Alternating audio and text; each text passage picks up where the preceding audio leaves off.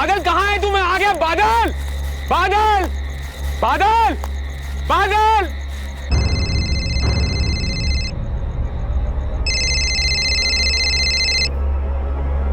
सुनिए सुनिए। हाँ? फोन।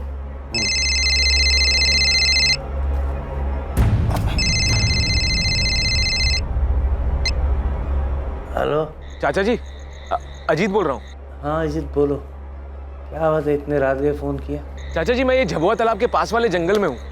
बादल का फोन आया था, बड़ा घबराया हुआ सा लग रहा था। अजीत अजीत अजीत, ये लोग मुझे मार डालेंगे, मुझे बचा ले अजीत, लोग मुझे मार डालेंगे। बादल क्या हुआ? कहाँ है तू? झबुआ तालाब के पास वाले जंगल में। जल्दी आ जाने, लोग मुझे मार डालेंगे। मैं आ रहा हूँ बादल। और सुन, हेलो हेलो। अजीत क्या हुआ है? शिखा, बादल का फोन था, बहुत घबराया हुआ लग रहा था। मुझे जाना होगा, मैं आता हूँ अभी। अजीत पापा, पापा दरवाजा खोलिए। पापा, मैं झबुआ तालाब जा रहा हूँ। बादल का फोन आया था, किसी मुसीबत में लग रहा है।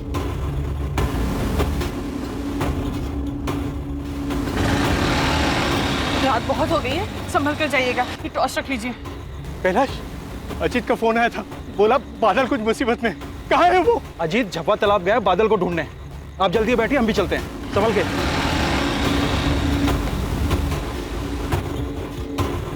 बादल बादल बादल, हम लोग आ गए। बादल बादल बादल, ए बादल, बादल, हम लोग आ गए। बादल बादल, अरे बादल।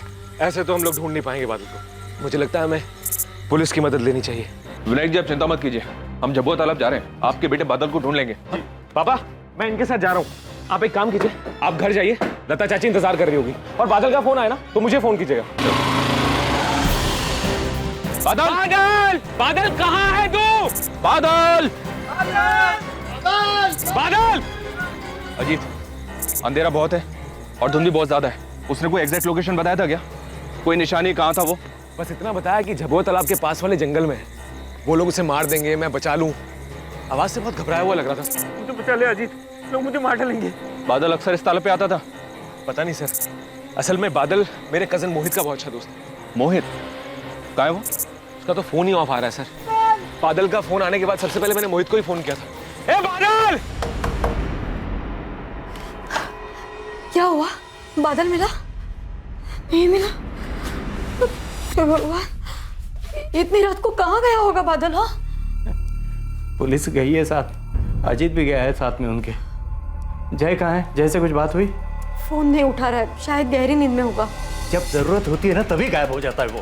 कुछ पता चला बादल का? अरे भाई साहब, आप यहाँ? पीना, भाई साहब को क्यों उठाया? भैया बता रहे थे अपना मोहित भी बादल के साथ गया था। क्या मोहित बादल के साथ गया है? हाँ कैलाश, रात 10 बजे बादल आया था और मोहित को ले गया। अरे यार, कितना टाइम लगाता है, कब से वेट कर रहा हूँ। अबे वो जूते नहीं मिल रहे थे मेरे। मोहित, बादल, ये रात को कहाँ जा रहे हो तुम दोनों? पापा बस ऐसे ही घूमने जा रहे थे, थोड़ी देर हो जाएगी, आप सो जाना। मध्य प्रदेश के पालीपुर में रहने वाले बादल और मोहित जिगरी दोस्त थे और उस रात दोनों एक साथ अपने घर से निकले थे। जब बादल ने अजीत को फोन किया तो क्या उस वक्त मोहित भी बादल के साथ ही मौजूद था? बादल किससे डर रहा था? उसकी जान को किससे खतरा था? और मोहित कहां था? रात का अंधेरा छटते ही उनकी खबर भी सामने आने वाली थी और सामने आने वाला था एक ऐसा भयानक जुर्म जो उन तीनों के परिवार वालों के साथ साथ पूरे गांव को भी हिलाकर रख देने वाला था।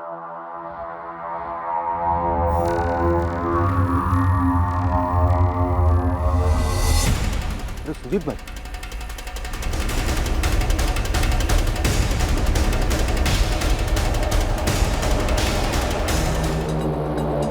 तुम आसपास का एरिया स्कैन करो, तब तक मैं गांव वालों से बात करती हूँ। मैडम ये मोहित और बादल हैं, पालीपुर गांव के ही हैं दोनों, बहुत अच्छे दोस्त थे।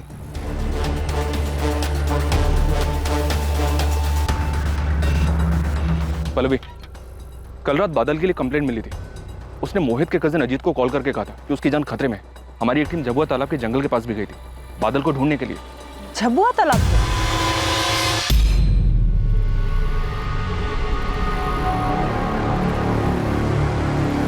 हमने देर रात तक झबुआ तालाब वाले एरिया को सर्च किया फिर कंप्लेंट करने वाले अजीत को उसके मामा बलवंत ने कॉल किया।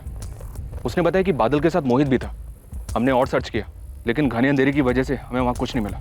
माँ सुबह फिर से सर्च शुरू करने वाले थे, इनकी लाशें मिलने की खबर आ गई। सर, बादल ने अजीत को फोन करके कहा था कि वो झबुआ तालाब के पास। कहाँ है तू? झबुआ तालाब के पास वाले जंगल में। लेकिन हमें इन दोनों की लाश तो यहाँ सोमबाग में मिली है। ये इलाका झबुआ तालाब वाले एरिया से कुछ 15 मिनट की दूरी पर है ना? Yes sir. सर, यहाँ कुछ है। सर, ये खून के धब्बे उधर से उस तरफ काफी दूर तक जाते हुए नजर आ रहे हैं। सर, ये झबुआ तालाब भी उसी तरफ है।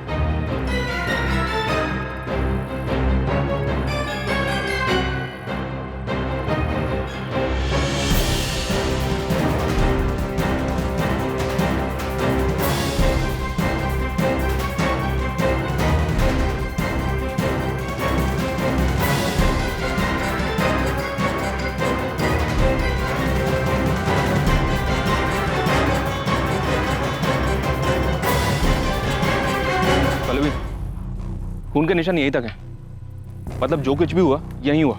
यहाँ 2 ग्लासेस हैं, शायद ये लोग यहाँ शराब पीने आए होंगे। इन पर हमला हुआ होगा और शायद अपनी जान बचाने के लिए सोमबाग गांव की तरफ भागे होंगे। सर, मैंने फॉरेंसिक टीम को इन्फॉर्म कर दिया है और विक्टिम की फैमिलीज को।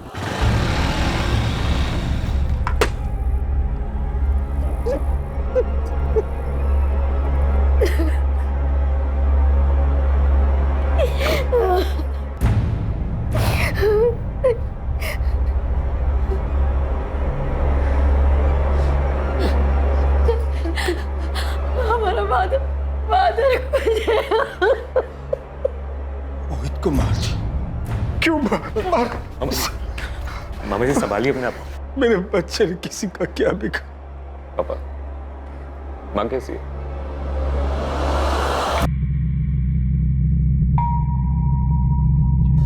फिलहाल हम 2 एंगल मानकर चल रहे हैं, लूट या फिर दुश्मनी। मर्डर के वक्त विक्टिम्स ने शराब पी हुई थी। पता करो ये शराब उन्होंने खुद खरीदी थी या फिर किसी ने लाकर दी थी। आसपास के एरिया के हिस्ट्री शीटर्स को भी स्कैन करो। वैसे इस बात के चांसेस बहुत कम है कि ये काम लुटेरों की टोली का। शायद किसी ने सुपारी दी होगी अपनी दुश्मनी निकालने के लिए। सर, दुश्मनी किसकी?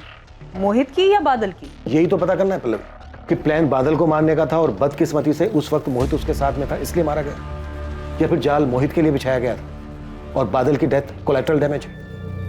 सर, अगर मोहित या बादल की किसी के साथ भी दुश्मनी थी तो इसके बारे में फैमिली को डेफिनेटली पता होगा।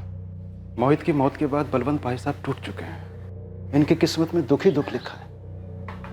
अभी कुछ ही महीनों पहले पता चला कि इनकी किडनी खराब हो गई है। मालती भाभी तो जब मोहित 3 साल का था तभी गुजर गई थी। तब भाई साहब इस चिंता में रहते थे कि वो अकेले मोहित की परवरिश कैसे करेंगे। मोहित, लो बेटा खा लो, थोड़ा सा खा लो। अब मेरे अच्छे बच्चे हो ना बेटा, पापा की बात नहीं मानो। लो। पापा, मम्मी कब आएगी? मोहित, देखो तो कौन आया है।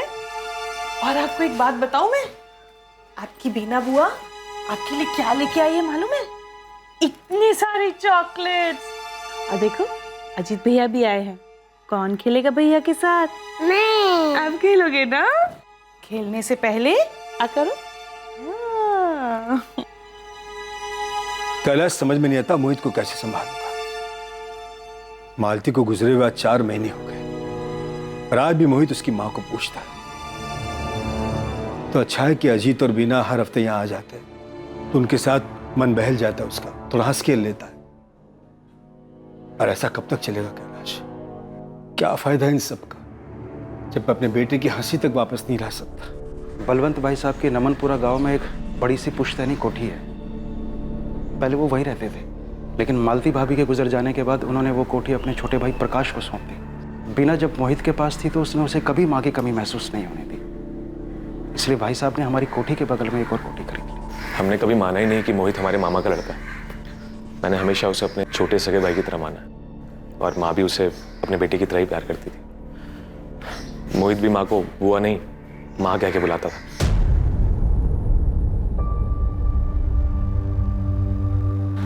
माँ, मोहित के जाने के बाद बलवंत मामा जी की तरह माँ का हाल भी बहुत बुरा। मोहित की किसी के साथ कोई दुश्मनी थी? नहीं, दुश्मनी तो नहीं थी। बलवंत जी इतने बड़े जमींदार हैं, इनकी किसी के साथ कोई दुश्मनी? ऐसी भी कैसी दुश्मनी कि कोई इतनी बेरहमी के साथ मोहित को मार डाले। मोहित और बादल झबुआ तालाब क्यों गए थे? मुझे नहीं पता साहब। मोहित और बादल दोस्त थे, दोनों अक्सर साथ में घूमने जाया करते थे। बादल की या आपकी किसी के साथ दुश्मनी? मुझ गरीब से किसी की क्या दुश्मनी होगी। बादल तो बहुत हंसमुख लड़का था, बहुत ही जिम्मेदार, सबसे बड़े प्यार से मिलता था। उसकी भी किसी से क्या दुश्मनी होगी। आपका छोटा बेटा जय है, वो कहाँ है? वो खेत पे गया है। मर्डर वाली रात को कहाँ था वो? पड़ोस के गांव में उसके दोस्त की शादी थी, कल रात को वो वहीं था।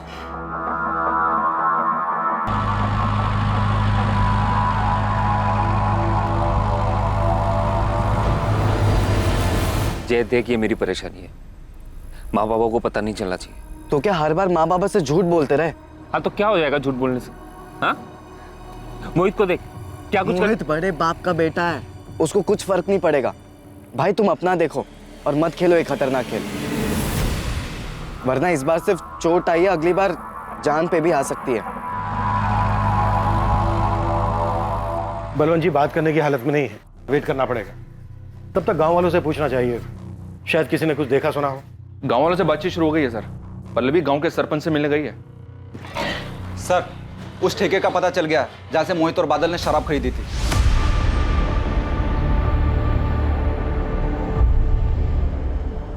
जी हाँ साहब, कल रात की बात है, करीब 10:30 बजे के आसपास मोहित और बादल दोनों आए थे ठेके पर। वो दोनों ही आए थे या कोई और भी था उनके साथ? उनके साथ भी कोई नहीं था। ये दोनों शराब लेने के लिए ठेके पर अक्सर आते थे, कभी कुछ नोटिस किया? अब साहब पता नहीं ये बात आपके कितने काम की है, लेकिन जब भी दोनों पीने के लिए आते थे पैसे हमेशा मोहित ही निकालता था, क्योंकि बादल की तो कुछ हैसियत थी नहीं उसके सामने, पर हाँ दोस्ती दोनों की पक्की थी। अजीत को जानते हो? अजीत की दोस्ती कैसी थी बादल के साथ? मैडम, असली दोस्ती अजीत और मोहित की नहीं, मोहित और बादल की थी। दोनों बड़े अच्छे दोस्त थे, पर बड़े दुख की बात है कि दोनों के साथ ऐसा हादसा हो गया। हमें भी ताज्जुब हुआ। चोरी चकारी की घटनाएं इस गांव में पहले भी कभी हुई हैं, पर इतना बड़ा कांड कभी नहीं हुआ। मोहित की किसी से दुश्मनी सरपंच जी? मोहित के पिता बलवंत जी इस गांव के नामी जमींदार हैं। सिर्फ दौलत ही नहीं, बहुत इज्जत भी कमाई है उन्होंने। ये बादल तो नामी जमींदार का बेटा नहीं था, बादल की किसी से दुश्मनी? बादल तो बहुत गरीब घर से था, और गरीब की दुश्मनी गरीबी से, पर बहुत समझदार लड़का था। सरपंच जी, बादल ने मुसीबत के वक्त ना अपने पिता को फोन किया ना भाई को फोन किया, बल्कि अपने दोस्त अजीत को फोन किया। क्यों? घर में कोई झगड़ा वगड़ा चल रहा था उसका? बादल ने सिर्फ अजीत को ही फोन क्यों किया? इस सवाल के साथ साथ कई और सवाल भी उठते हैं।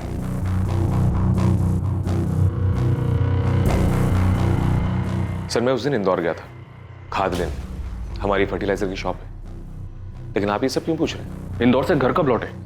रात को करीब 12 बजे मैंने अजीत को खाना दिया, बस आंखें लगी थी कि बादल का फोन आ गया।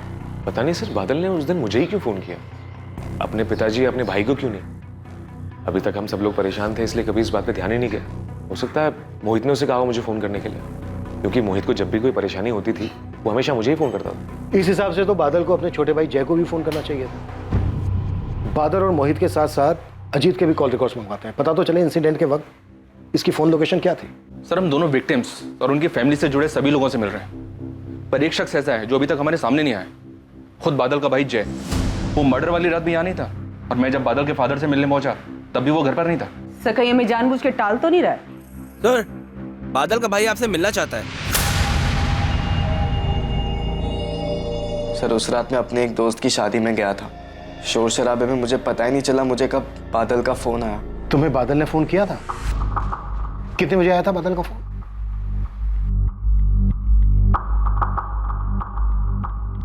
पहले बादल ने तुम्हें फोन किया 12:50 पर, उसके बाद अजीत से कांटेक्ट किया। काश मैंने फोन उठा लिया होता सर, पुलिस थोड़ा जल्दी पहुंच जाती मदद के लिए। तुम्हारे भाई बादल की किसी के साथ कोई दुश्मनी थी? कोई दुश्मनी नहीं थी सर, भाई बहुत ठंडे दिमाग वाला था और ऐसी चीजों से दूर ही रहता था। किसी को तो दिक्कत थी बादल से, वरना कोई इस तरह से किसी की जान नहीं लेगा। जर जोरू जमीन, कोई तो वजह होगी। सर ये जमीन की अनबन तो मोहित की थी। करण, ये जान से मारने की धमकी ना बहुत पुरानी और कॉमन हो चुकी। एक काम कर, कुछ नया सोचना और फिर फोन करना। चल फोन रख। क्या हुआ? ये करण और रवि अपने आप को समझते क्या है? मुझे धमकी दे रहे थे, तो पापा को टेंशन नहीं देना चाहता, वरना इन दोनों को तो पूरे गांव में दौड़ा दो। शांत हो जा, शांत हो जा। अरे क्या शांत हो जा? तू तो जानता है ना पापा को, वो कितने सीधे हैं, कभी हक के लिए तो अपने लड़ेंगे नहीं। लेकिन मैं भी पीछे नहीं हटूंगा, वरना ये करण और रवि सब कुछ हड़प जाएंगे। ये रवि और करण कौन है जय? सर वो दोनों बलवंत चाचा के छोटे भाई प्रकाश चौहान के बेटे हैं। पास में नमनपुरा गांव है ना, वहाँ पर उनका एक पुश्तैनी कोठी है, वहीं पर रहते हैं। पहले बलवंत चाचा भी वहीं पर रहते थे। मोहित और उनके चचेरे भाइयों के बीच में उसी पुश्तैनी कोठी को लेकर झगड़ा था सर।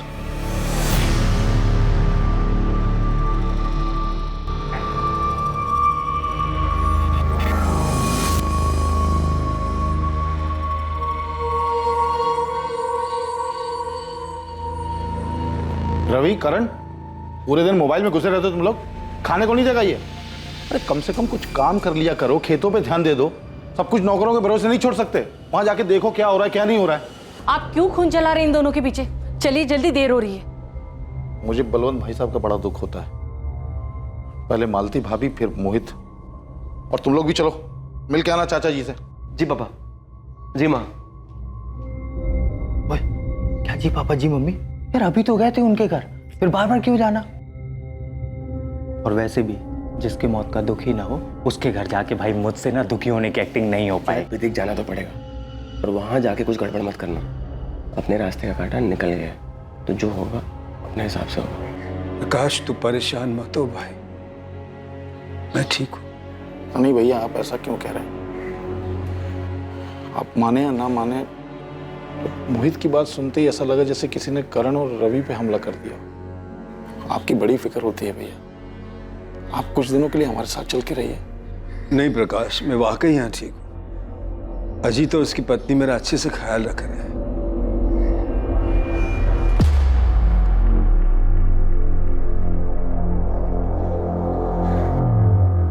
चारे चमचे आजकल ज्यादा मस्का लगा रहा बुड्ढे को, क्या बात है?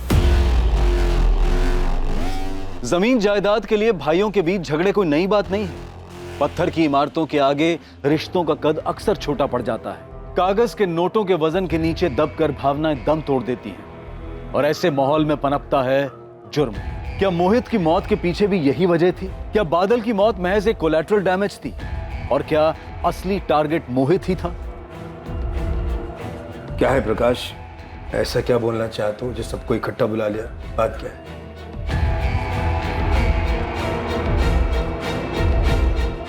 जी सर, रवि और करण चाहते थे कि हमारी जो पुश्तैनी कोठी और जमीनें हैं उनका बंटवारा आधे आधे के बजाय 70 और 30 के भाग में 70% रवि और करण को मिले और 30% मोहित को। इस बात को लेकर कोई झगड़ा था परिवार में? झगड़ा कैसा सर? अगर बंटवारे में एक भाई को थोड़ा सा ज्यादा मिल जाए तो आखिरकार जमीन और जायदाद घर में ही तो रहती है। और रही बात रवि और करण की सर, तो मोहित का उनके साथ भाई का रिश्ता था। पर रवि और करण ये ऐसा कोई रिश्ता मानते नहीं थे सर, और मोहित ये बात बखूबी जानता था, इसीलिए वो ये 70 और 30 वाले बंटवारे के खिलाफ था। भैया, हम सोच रहे थे कि कोठी और जमीन बेच के जो भी पैसा आया उसका 70-30 के हिसाब से बंटवारा कर लेते हैं। हिस्सा तो आधा आधा ही होगा चाचा जी, मतलब 50-50। किस बात का 50-50? यहाँ सारी देखरेख हम लोग करते हैं, खून पसीना हमारा बहता है।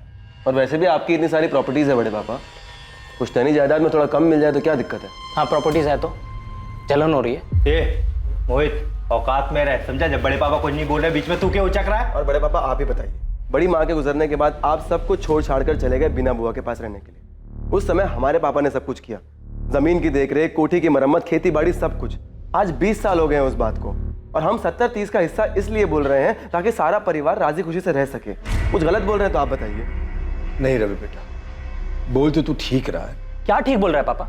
बंजर जमीन थी, उस पर खून पसीना लगाकर आपने उसे उपजाऊ बनाया, तब जाकर लोग उसे हाथों हाथ खरीदने के लिए तैयार है। छोटी सी कोठी थी दादाजी की, उसे पैसे लगाकर आपने इतना आलीशान बनवाया। मोहित बेटा, मैं समझ रहा हूं तो क्या बोलना चाह रहा है, लेकिन एक बात समझो, आज जो कुछ हमारे पास है उसके लिए ना तो तुमने मेहनत की और ना ही रवि और करण। जो भी हो पापा, लेकिन मुझे 70-30 की हिस्सेदारी तो बिल्कुल मंजूर है। अगर इनकी यही जिद है तो ठीक है, छूट जाए सौदा।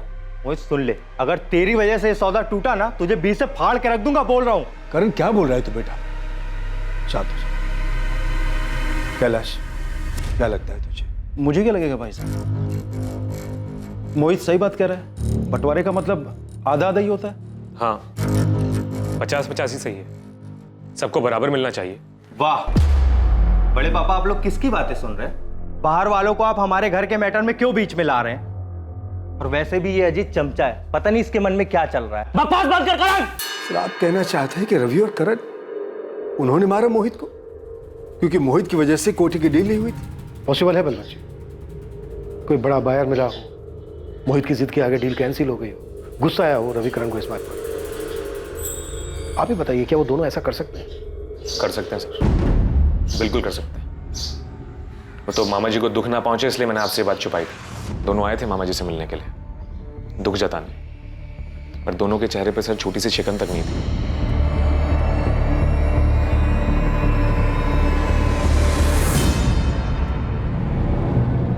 कहाँ हो आप? पुलिस रवि और करण को पकड़ कर ले गई है। उन्हें शक है मोहित को करण और रवि ने मारा है। किसने कहा ये पुलिस से? और कौन कहेगा? आपके परम पूज्य भाई ने ही बोला होगा। उनका बेटा तो नहीं रहा, उसका बदला हमारे बेटों से लेना है उनको। वो फिक्र मत कर, पुलिस को 10 मिनट में छोड़ना पड़ेगा हमारे रवि और करण को। मैं अभी वकील से बात करता हूँ।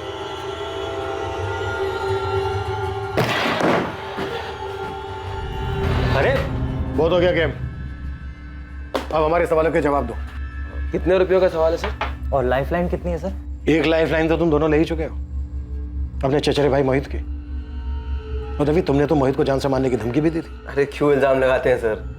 मैंने तो उसे सिर्फ सलाह दी थी कि दूसरों के रास्ते में टांग अड़ाने से टांग टूट भी सकती है। अगर ये सलाह है तुम्हारी तो फिर धमकी कैसी होती? हे इंस्पेक्टर, हम तुम्हारी वर्दी उतरवा देंगे। इसे कहते हैं सर धमकी। और सर धमकी का क्या है, आजकल हर कोई धमकी दे रहे हैं। तुम दोनों को देखकर ये लग नहीं रहा है कि तुम दोनों को अपने चचेरे भाई मोहित की मौत का जरा भी दुख है। सही जवाब। नहीं है बिल्कुल भी दुख, लेकिन इसका मतलब ये नहीं है कि मोहित को हमने मारा। हर कातिल शुरू में ऐसा ही बोलता है, लेकिन जब हम सबूत रखते हैं ना सामने तो उसकी बोलती बंद हो जाती है। दिखाइए सर सबूत। आपने हमारे फोन रिकॉर्ड चेक किए? फोन लोकेशन पे कुछ मिला आपको? कोई संदिग्ध नंबर या कुछ? पूरी तैयारी करके आए हो? अच्छी खासी जानकारी है पुलिस इन्वेस्टिगेशन के बारे में?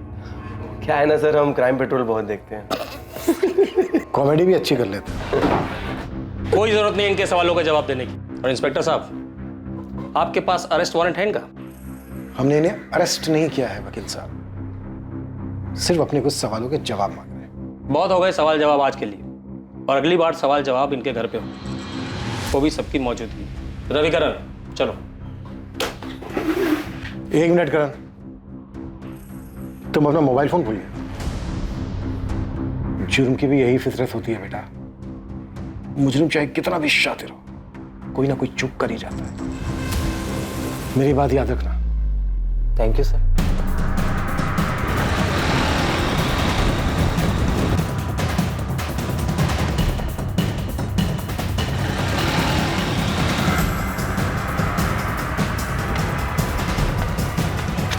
वही रुक जा, हाथ ऊपर।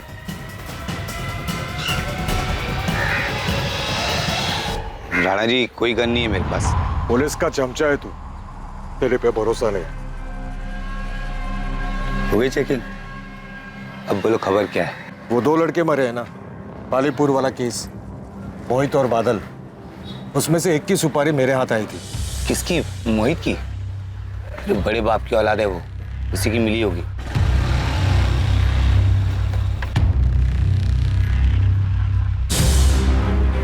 बाकी पैसा काम हो जाने के बाद। किसका टिकट काटना है? आसान शिकार है। हर महीने की 15 तारीख को अपने घर और खेत का सामान लेने जबलपुर जाता है। इस बार भी जाएगा, लेकिन वापस नहीं आना चाहिए। याद रहे, 15 तारीख। 15 तारीख? लेकिन मोहित और बादल तो उससे पहले ही 11 तारीख को। मेरी तरफ से सारी तैयारी हो चुकी थी, देसी कट्टा भी मंगवा लिया था और मारने की जगह भी देख ली थी, लेकिन 15 तारीख से पहले किसी कमीने ने मेरी मुंह की सुपारी खुद ही खा ली। अभी पता नहीं चला है, शायद उसी आदमी ने डबल सुपारी दे दी हो। किसने दी थी ये सुपारी? नाम क्या है उसका? उमेश ठाकुर। उमेश ठाकुर? ये तो नाम भी नहीं पता मुझे।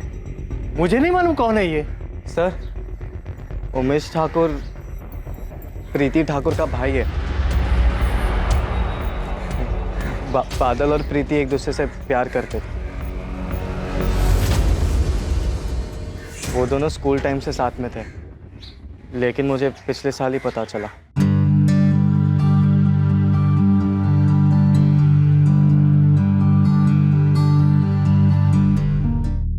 प्रीति हमारे बिरादरी की नहीं थी, इसलिए बादल ने सारी बातें छुपाई थी।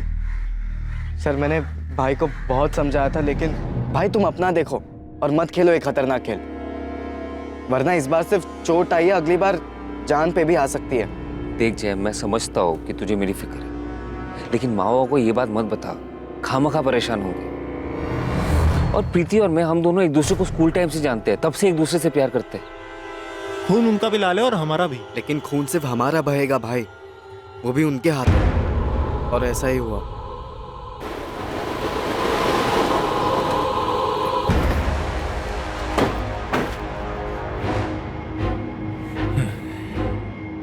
साले, कितनी बार समझाऊं तुझे, मेरी बहन से दूर रह, उसकी शादी तय हो गई है, समझ में नहीं आता तुझे?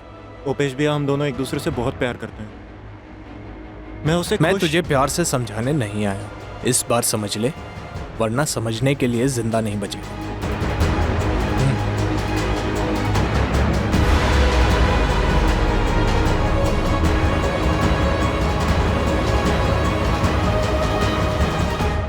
ये कब की बात है? जब तुम दोनों ने कहा था कि वो मोटरसाइकिल से गिरा था तब? आप परेशान ना हो इसलिए बादल ने झूठ बोलने बोला था। जय, तुम इतना कुछ जानते थे पर तुमने हमसे सब छुपाया, क्यों? क्योंकि 2 महीने पहले प्रीति की शादी हो चुकी है बेड़ा घाट में। मुझे लगा सब कुछ ठीक हो चुका होगा। अगर सब कुछ ठीक हो गया था तो उमेश ने सुपारी क्यों दी? बादल और प्रीति प्यार करते थे? हमें नहीं पता सर, मोहित ने ऐसी किसी बात का जिक्र तक नहीं किया हमारे सामने।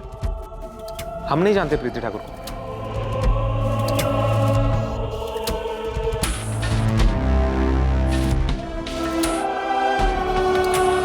माँ कहाँ थी आप?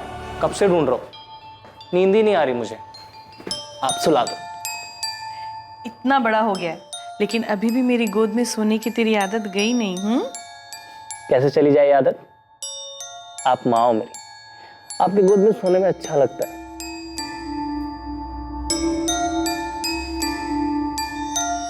अजीत, मोहित इधर है। मोहित, मैं कब से बाहर ढूंढ और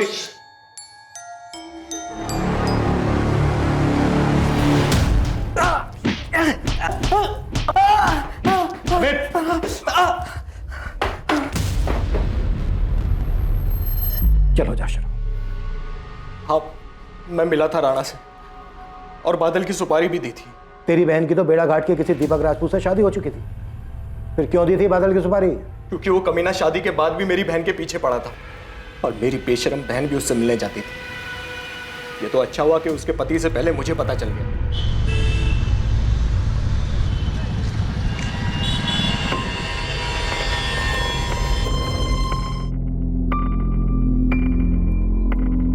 सारी सब्जी लेकर आए हो ना, वरना मेरी सास किटकिट करेगी। फिक्र मत करो, सब लेके आया। वैसे सही तरीका ढूंढा है तुमने अपने ससुराल वालों को चकमा देने का। तुम थोड़ी देर बाद निकलना, ठीक है?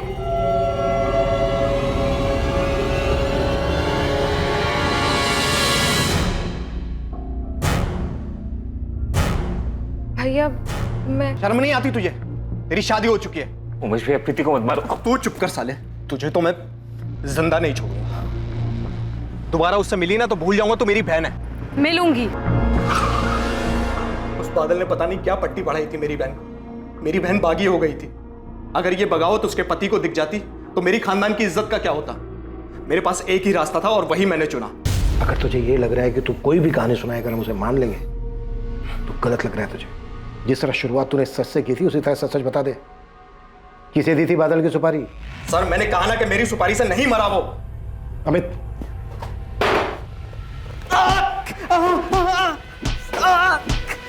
खबरी लालचंद को बोला है सर सारे सुपारी गैंग्स में पता करने के लिए, और उमेश के कॉल रिकॉर्ड्स भी मंगवाए हैं। सर, ये उमेश काफी मोटी चमड़ी है, इतना थोड़ा फिर भी मुंह नहीं खोल रहा है। उसकी बहन प्रीति से बात करनी चाहिए, शायद उसे कुछ पता हो। जादव, बादल की बाइक का कुछ पता चला? इन्फॉर्मेशन तो हर जगह पहुंचा दिया सर, और चोरी का सामान डील करने वालों के यहाँ भी देखा, पर इस बाइक के बारे में किसी को कुछ पता नहीं है। ठीक है, लेकिन पता करते रहो। प्रकाश, ऐसे केसेस में पुलिस सब पर शक करती है, सबसे सवाल जवाब करती है, लेकिन मैंने सारी पूछताछ में कभी रवि और करण का नाम तक नहीं। जब अजीत ने उन दोनों का नाम लिया तो आपने एक बार भी नहीं कहा कि वो दोनों ऐसा नहीं कर सकते। और पुलिस ने तो धमकी दी है मेरे बच्चों को कि वो लोग ये गांव छोड़ के कहीं नहीं जा सकते। दुर्गा, रवि और करण मेरे बेटे जैसे हैं, मैं उन्हें कुछ नहीं होने दूंगा। बेटे जैसे होते तो आप मान लेते उनकी बात और कोटी का हिस्सा देने से मना नहीं करते। आकाश, ये दुर्गा क्या बोल रही है? देखो, कभी कभी हम बच्चों की जिद के आगे मजबूर हो जाते हैं। सही कहा आपने, औलाद से बढ़कर कुछ नहीं होता। और इस केस में अगर मेरे बेटों को कुछ हुआ ना तो मैं भी बर्दाश्त नहीं करूंगा भैया।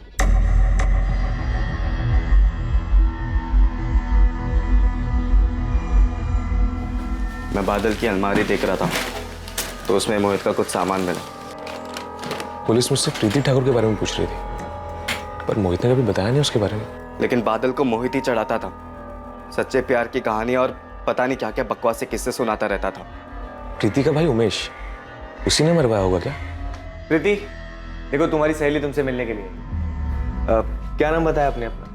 पल्लवी। अरे ऐसे क्या देख रही हो? कॉलेज के बाद तो तुम हमें मिली ही नहीं। घबराओ मत, मैं बस मिलने आई हूँ तुम्हारी मदद के लिए।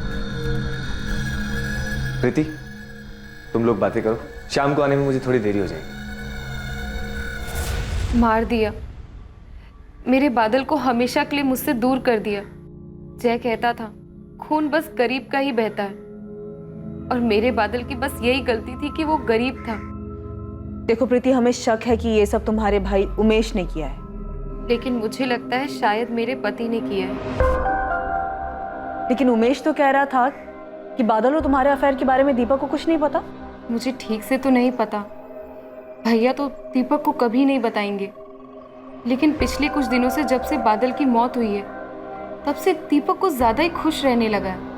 हमारी शादी के बाद से दीपक और मेरे बीच कभी भी रिश्ता ठीक नहीं रहा है। वो हमेशा जोर जबरदस्ती करता था, लेकिन आजकल तो वो बहुत प्यार से पेश आता है। और अभी कुछ दिन पहले उसने एक अजीब सी बात कही। क्या बात है मैडम, आजकल सब्जी लेने नहीं जा रही? सब्जी वाला जिंदा तो है ना? मतलब तुम ये कह रही हो कि तुम्हारे और बादल के अफेयर के बारे में दीपक को भनक लग गई थी? मुझे पक्का तो नहीं पता। ठीक है, वो हम पता कर लेंगे। नहीं, आप ऐसा मत कीजिएगा। अगर मेरा अंदाजा गलत हुआ और दीपक को इस बारे में कुछ भी नहीं पता है तो अब पता चल जाएगा और वो मुझे जान से मार देगा। तुम चिंता मत करो, ऐसा कुछ नहीं होगा। हम उसे नहीं पता लगने देंगे। दीपक राजपूत के कॉल रिकॉर्ड्स निकलो और चेक करो कि वो किसी सुपारी किलर के कांटेक्ट में था क्या। साथ ही उमेश के बारे में भी पता करते रहो कि वो राणा के अलावा और किसी से भी मिला था। तो सर, इसका मतलब मोहित सिर्फ इसलिए मारा गया क्योंकि मर्डर के वक्त वो बादल के साथ था। सब सही जा रहा है, तुमसे ही मिलने आ रहा हूं।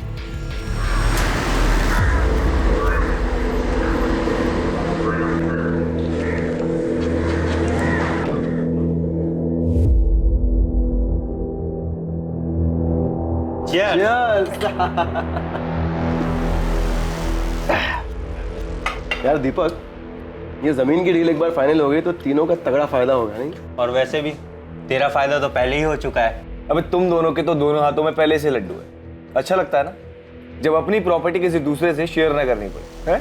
बात तो सही कह रहा है। क्या दीपक की करण और रवि से दोस्ती है? हाँ साहब, अब पता चला है त्रिमूर्ति साथ मिलकर जमीन की कोई डील कर रहे हैं। डील तो हुई है इनके बीच, लेकिन किस चीज की ये खुद के निकालना पड़ेगा। शुरुआत से ही पुलिस इस असमंजस में थी कि मोहित और बादल में से असली टारगेट कौन था और कौन दूसरे के साथ मौजूद रहने की वजह से मारा गया था। लेकिन अब पुलिस के पास संदिग्धों के अलग अलग विकल्प मौजूद थे। किसी की बादल से दुश्मनी थी तो किसी की मोहित से, और अब यह संभावना भी नजर आ रही थी कि शायद दोनों के दुश्मनों ने मिलकर ही इस हत्याकांड को अंजाम दिया था। सर, मुझे एक बात याद आ रही, थोड़ी पुरानी है, कोई 7-8 महीने पहले की। किससे जुड़ी हुई है, मोहित या बादल? दोनों से ही। अरे यार, कोई बात नहीं, मेरे में से ले ले। अरे नहीं, तू खाना, मैं यही पास में तो है, लेके आता हूँ। ठीक है? अबे हाँ, जलेबी खाएगा? हाँ, ले ले। भाई लोगों को गरम गरम खिलाने का, समझा? गलती हो गई। देख के नहीं चल सकता, साला नया शर्ट खराब कर दिया। तमीज से बात करो ना भाई साहब, बोल तो रहा हूं गलती हो गई। अबे एक तो शर्ट खराब किया, ऊपर से मेरे मुंह लग रहा है। तू जानता नहीं तू मेरे को, हैं? जानता नहीं तू मेरे को, नया क्या तू? समझ में नहीं आता। उस दिन जिस आदमी का हाथ जला वो पास के नमनपुरा गांव का नटवर मौर्य है। 1 नंबर का गुंडा है सर। उस दिन उसका हाथ गलती से जला और उसके बाद जो उसने जानबूझकर किया वो बहुत ही गलत किया।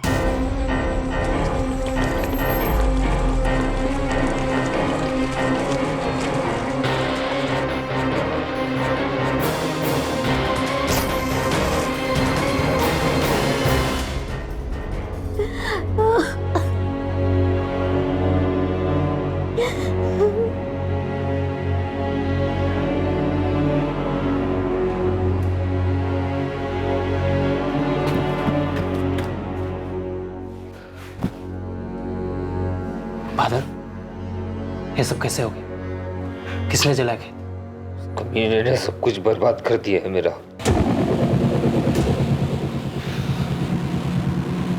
उसे मैं नहीं छोड़ूंगा। सब जानते थे ये काम नटवर मौर्य का किया हुआ है। उस दिन तो मोहित और बादल आपे से बाहर ही हो गए।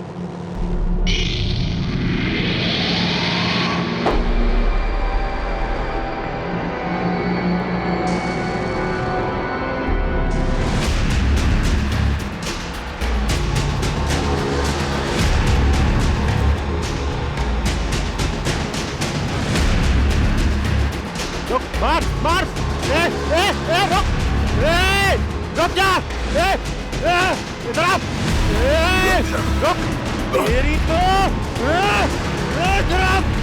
बादल का बदला तो पूरा हुआ सर, पर उसके बाद दोनों गांवों के बीच बहुत तनाव बढ़ गया। दोनों तरफ मारकाट की बातें होने लगी। फिर मैंने और नमनपुरा के सरपंच ने मिलकर सबको शांत किया। हम किसान हैं साहब, फसल जल गई थी हमारी, कैसे भूल सकते उस दिन को। अगर इतनी बड़ी बात थी तो हमसे छुपाई क्यों? गलती होगी सर, सब शांत हो गया था तो हमें भी ध्यान नहीं रहा कि नेटवर्क अब भी उस झगड़े का बदला ले सकता है। बदला वक्त के साथ और बढ़ता है अजीब। उसकी टांग टूटी, ऊपर से गुंडा वो कैसे सोच लिया कि वो बाद में बदला नहीं लेगा। रवि और करण की मोहित से दुश्मनी थी, उमेश और दीपक की बादल से। तू चुप कर साले, तुझे तो मैं। फिर पता चला रवि, करण और दीपक दोस्त हैं। और अब ये नटवर मौर्य वाला एंगल सामने आया है। इसकी तो अकेले की दुश्मनी थी इन दोनों मोहित और बादल से, ऊपर से क्रिमिनल भी है। मारपीट के केसेस दर्ज हैं इसके नाम पे। भाई भाई लोगों को गरम गरम खिलाने का, समझा? खिला अभी। ये एक ऐसा चक्रव्यूह है, इसमें जितना अंदर जा रहे हैं उतना ही फंसते जा रहे हैं। ये नटवर और उमेश दोनों ही नमनपुरा गांव के। उमेश तो जानता ही होगा इसको। चांसेस हैं कि उमेश ने ही नटवर को सुपारी दी होगी। नटवर की तो पहले से दुश्मनी थी मोहित और बादल से। मैं नहीं जानता कि ये नटवर का काम है या नहीं, मैं सिर्फ इतना जानता हूं कि मैंने कुछ नहीं किया।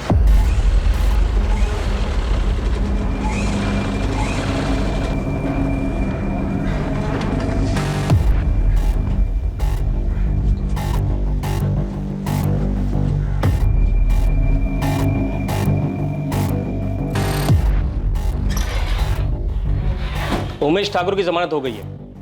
ये रहे पेपर्स। ये उमेश के वकील आप कब से हो गए तोमर साहब? कानूनी दांव पेच लगाकर ऐसे मुसीबतों को क्यों बचा रहे हैं? सिर्फ पैसों के लिए? आप अपनी ड्यूटी कीजिए, मैं अपनी कर रहा हूँ। मेरे क्लाइंट रवि और करण चौहान के करीबी दोस्त हैं दीपक राजपूत, और उमेश दीपक राजपूत का साला है। रवि, करण और दीपक उमेश की बेल करवाना चाहते हैं, और उन्हीं के कहने पे मैंने ये काम लिया। छोड़ दो उमेश को।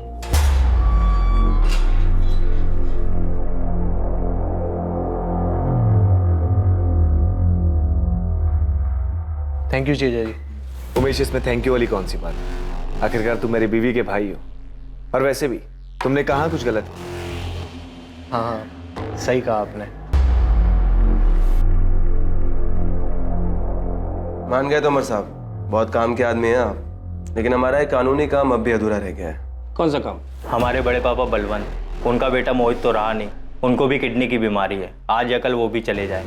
अब उनके जाने के बाद उनके पीछे जमीन जायदाद बचेगी, वो तो हम लोगों को आसानी से मिल जाएगी ना, या उसके लिए भी कानूनी लड़ाई लड़नी पड़ेगी? मोहित के बाद अगर उन्होंने अपना वारिस नहीं चुना है तो ऐसी सूरत में हम ब्लड रिलेशन के बेसिस पे दावा ठोक सकते हैं, लेकिन बलवंत जी ने किसी को अपना वारिस चुन लिया है तो कुछ नहीं हो सकता। मोहित के बाद हमारे अलावा और वो किसको अपना वारिस चुन सकते हैं?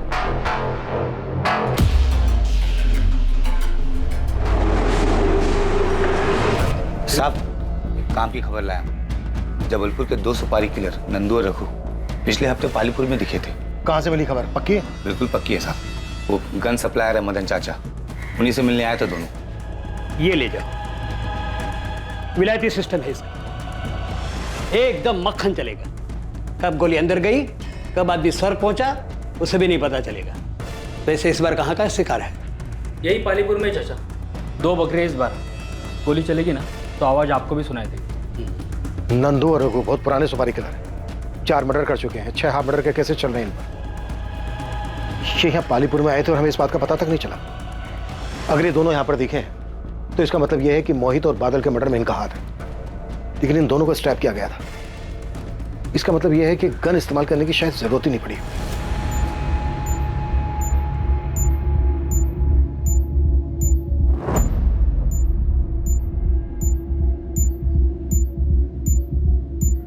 हमारे पास 3 संदिग्ध हैं जिन्होंने रघु और नंदू को हायर किया होगा मोहित और बादल के मर्डर के लिए। एक रवि और करण। जमीन जायदाद का मसला। प्रीति वजह होगी। प्रीति का भाई उमेश ठाकुर पहले भी राणा नाम के सुपारी किलर्स को हायर कर चुका था सर। उमेश ठाकुर। अच्छा, तीसरा दीपक राजपूत, प्रीति का पति। शायद दीपक राजपूत को प्रीति के अफेयर के बारे में पता चल गया होगा। दीपक राजपूत, दीपक, रवि और करण, शायद इन तीनों की मिली भगत हो। और उमेश भी इसमें शामिल हो गया होगा क्योंकि रवि करण के वकील ने ही उमेश की बेल करवाई। या फिर इस बात के भी पूरे चांसेस हैं कि इन सब ने मिलकर ये चक्रव्यूह रचा। नेटवर्क के बैकग्राउंड को देखकर भी ताज्जुब नहीं होगा सर अगर उसने किसी सुपारी किलर से कांटेक्ट किया हो। इन सब के पास अपनी अलग अलग वजह थी, पर इनमें से कौन?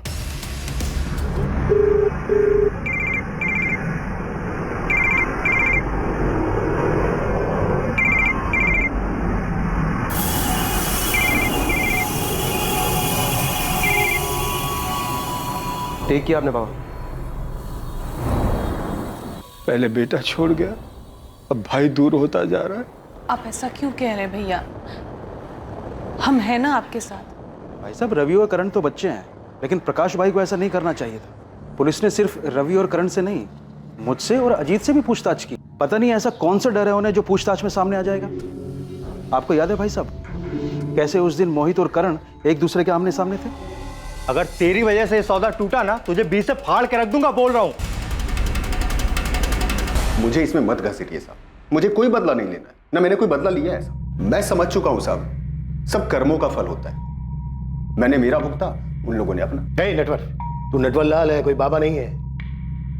ये तुझे याद है या मैं दिलाऊं? याद है साहब, लेकिन जब से पैर धीमे चल रहे हैं ना साहब, तब से दिमाग तेज चलने लगा, सब समझने लगा हूं अच्छा बुरा। इसलिए ये चोरी चकारी सब छोड़ दिया मैंने। चोरी छोड़ दी, लेकिन हेरा फेरी वो तो नहीं छोड़ी ना तूने। अपने दोस्तों का साथ तो नहीं छोड़ा तूने। हाल खबर तो बराबर लेते रहता है तू उनकी। दुश्मनी तो मोल नहीं ले सकता ना साहब, तो हाल खबर ही लेता रहता हूँ। हालांकि जब उनसे बात होती है तो उन्हें भी समझाता हूँ, कुछ नहीं रखा भाई इसमें, सुधर जाओ। बहुत बकवास सुन ली तेरी।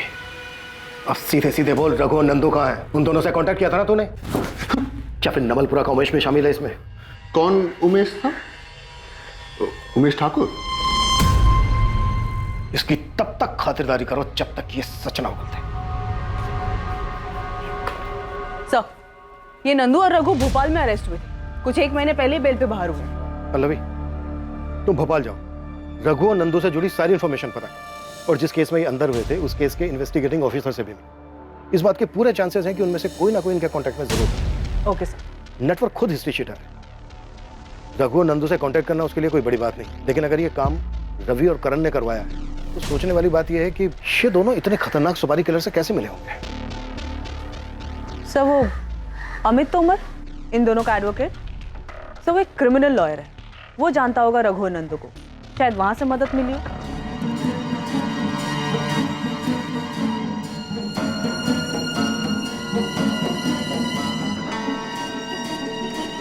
मामा जी, चाय। मामा जी, आप अभी तक उठे नहीं। मामा जी, मामा जी, मामा जी उठिए। अजीत, माँ, जल्दी आइए। मामा जी उठिए।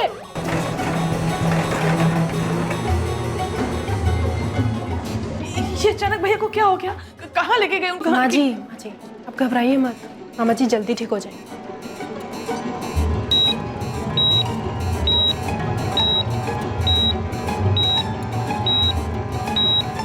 एक तरफ पुलिस सामने आने वाले हर एक एंगल को टटोल रही थी और वहीं दूसरी तरफ बलवंत चौहान अस्पताल में अपनी जिंदगी के लिए लड़ रहे थे। रघुवंशी और चौहान परिवार के लिए घड़ी बहुत मुश्किलों से भरी थी और बादल का परिवार भी कई मुसीबतों से संघर्ष कर रहा था।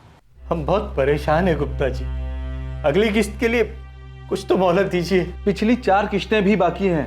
बादल ने कहा था कि 1 हफ्ते के अंदर सारी किस्तें चुका देगा। लेकिन आपको पता है ना बादल के साथ क्या हुआ? हम अभी भी उस दुख से इसीलिए हम इतने दिन रुके रहे, लेकिन अब और नहीं रुक सकते। पिछली बार भी जब आपके खेत में आग लगी थी तब हमने सब्र किया था ना। अब आपकी मुसीबत देखने जाऊंगा ना तो मैं खुद मुसीबत में आ जाऊंगा। गुप्ता जी मैं आपके पैर छूता हूं। देखिए विनायक जी प्लीज, इन सब से कोई फायदा नहीं है। मेरे हाथ से चीजें निकल चुकी हैं। मुझे खेत से ट्रैक्टर ले जाना है, प्लीज चाबी दीजिए। दीजिए प्लीज।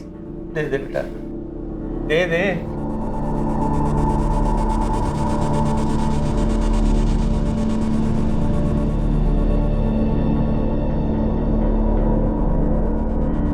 नंदू, रघु और यहाँ के पंजा गैंग के बीच काफी वक्त से गैंग वार चल रहा है।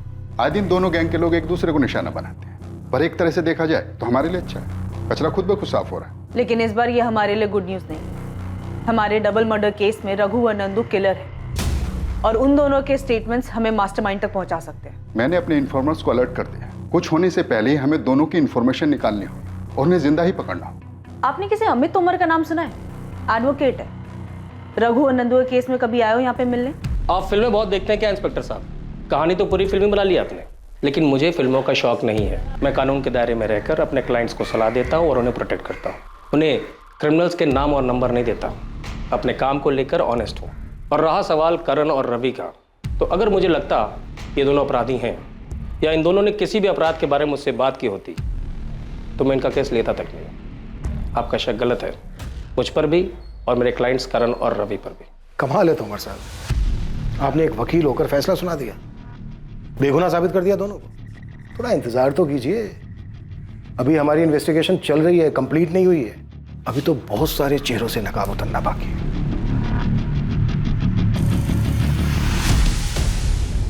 सुपारी किलर्स? हाँ, नंदू और रघु ये दोनों मध्य प्रदेश के कुख्यात किलर्स हैं। बादल और मोहित को मारने के लिए इन दोनों को हायर किया गया था। 10 से 12 सितंबर के बीच ये दोनों यहीं पालीपुर की एक लॉज में रुके थे। पर सर मेरा भाई बहुत ही सीधा लड़का था, उसने किसी का क्या बिगाड़ा था जो कोई इतने खतरनाक लोगों को उसे मारने के लिए भेजेगा? बस करो अजीत, मोहित कोई बच्चा नहीं था और उसी ने बादल को बिगाड़ा था। और सिर्फ बादल ऐसा था ही नहीं कि वो किसी शादीशुदा लड़की को लॉज में मिलने बुलाए। मोहित ही उसको बहकाते रहता था, प्यार के किस्से सुना सुना कर उसका दिमाग खराब करता रहता था ताकि वो प्रीति से मिलता रहे। और अब पता चल रहा है कि मोहित की किसी से दुश्मनी थी जिसकी वजह से मेरा भाई मारा गया। जैब तू चुप हो जा, मेरा मुंह मत खुलवा। तेरा भाई भी कोई दूध का धुला नहीं था। नेटवर्क की टांग किसने तोड़ी थी? और मेरे भाई को भड़काया किसने था नेटवर्क की टांग तोड़ने के लिए? तुम्हारे भाई मोहित ने। मार साले को, छोड़ना मत। ओ साहब, कब तक यूं ही बैठा के रखोगे? बोला ना कुछ नहीं किया साहब। साहब मेरी बात सुनो, मैंने कब का ये बुरे काम छोड़ दिए? चुप करना, जाके बैठ जाओ पे। ओ साहब, बड़े साहब से बात करो ना। बोलो ना, चुपचाप बैठ। ओ साहब, साहब मेरी बात तो सुनो। बैठ जाओ पे। ओ साहब। बलवंत भैया ने अपना बेटा खोया है, कैसे भूल रहे हैं आप कि मोहित अब वापस नहीं आएगा? मुझे भी दुख है इस बात का, लेकिन इसका ये मतलब नहीं कि अपने बेटों की कुर्बानी दे दूं मैं। उनकी तरफदारी करने से पहले तुझे सोचना चाहिए। कुछ तो लिहाज कीजिए उनकी तबीयत का। बलवंत भैया अस्पताल में है, बेटा तो खो ही चुके हैं और अब भाई भी उनका साथ नहीं दे रहा, तो उनकी सांसें भी उनका साथ छोड़ रही हैं।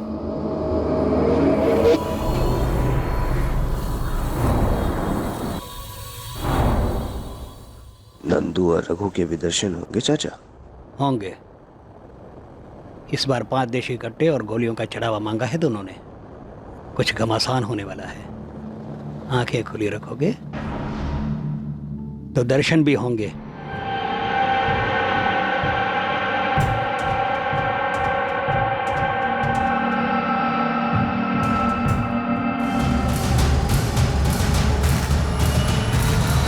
रवि, करण, उमेश और दीपक सब पर वॉच रखे हुए हैं सर। और सर हमने इन चारों के कॉल रिकॉर्ड्स भी बारीकी से स्कैन किए, लेकिन हमें कोई भी ऐसा सस्पिशियस नंबर नहीं मिला जो कि रघु, नंदू या फिर हमारे डेटा में मौजूद किसी सुपारी किलर का हो। और नेटवर्क भी अपनी बात पे अड़ा है। सर कांस्टेबल गिरधर को भी नटवर और उसके पुराने कॉन्टैक्ट्स की खबर निकालने के लिए काम पर लगा दिया। ये रहा मेरा इक्का। दीपक तू तो गया। ये मेरा बात। ये पंच।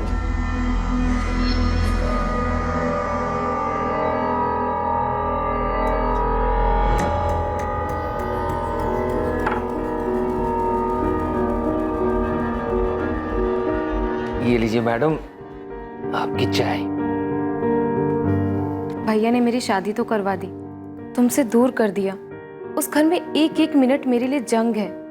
मुझे घर वापस जाना अच्छा ही नहीं लगता।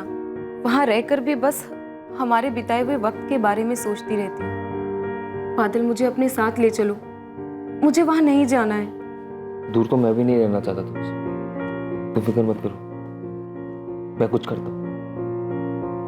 इस बार हमें कोई अलग नहीं कर पाएगा, तुम्हारा भाई भी नहीं। तुम लोग चाय पियो, 1 मिनट में आता हूं। अपने पत्ते देख।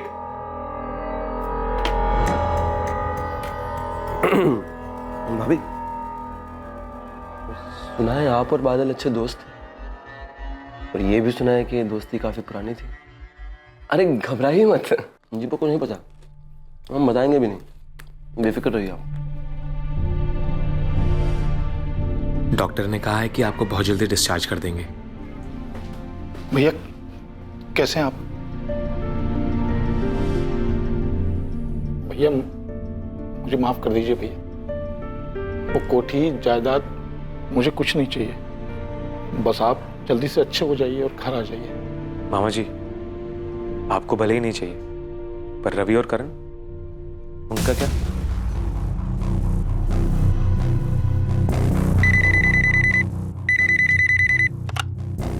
हेलो। ये तो हद ही हो गई सर, पहले आप हमारे पीछे पड़े थे, अब हमारे वकील साहब पर भी शक कर रहे हैं। शक करना पेशा है हमारा। सच निकालने के लिए पहले हम शक करते हैं, फिर समझाते हैं, और अगर कोई नहीं समझे ना तो तभी से कुटाई करते हैं। एक्यूज बच नहीं सकता हमसे, चाहे वो कितने भी दूर छुपा। सर कहीं ऐसा ना हो कि अक्यूज्ड आपके सामने ही बैठा हो और आप दूर ही देखते रह जाएं। जो भी बोलना है खुल के बोल। अजीत रघुवंशी आपके नजदीक ही है सर। मोहित का कजन? हाँ सर, वही है इकलौता अजीत रघुवंशी। और उससे तुम्हारी क्या दुश्मनी है जो उसका नाम ले रहे हो? कोई दुश्मनी नहीं है सर, पर आपकी उससे खास दोस्ती हो गई है। सवाल तक नहीं कर रहे आप लोग, शक की सुई तो घुमाइए उसकी तरफ। कुल्हाड़ी पर पैर मारने का शौक है तुम्हें रवि? अच्छा खासा ध्यान हटाता तुम लोगों पर से। पुलिस को दोबारा ऐसे मत छेड़ना, तकलीफ हो सकती है तुम दोनों को। सर, अजीत का नाम सिर्फ हमें भटकाने के लिए लिया जा रहा है। मुझे भी ऐसा ही लग रहा है पल्लवी, लेकिन एक बात तो है, अजीत ने खुद सामने से आकर हमें कोई बात नहीं बताई। ना तो जमीन जायदाद को लेकर झगड़े के बारे में, ना ही नटवर के साथ हुए झगड़े के बारे में। कहीं ऐसा तो नहीं है कि ये जानबूझकर अनजान बन रहा है?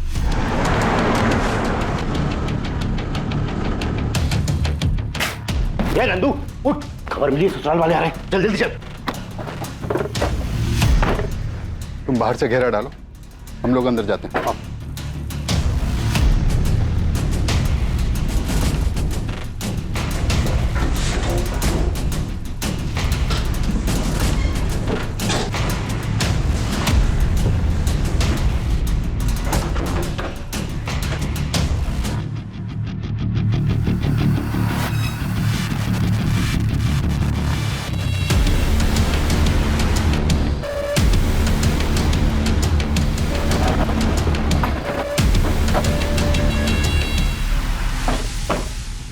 मैं बलवंत जी से मिलता हूं, तुम आसपास पूछताछ करो।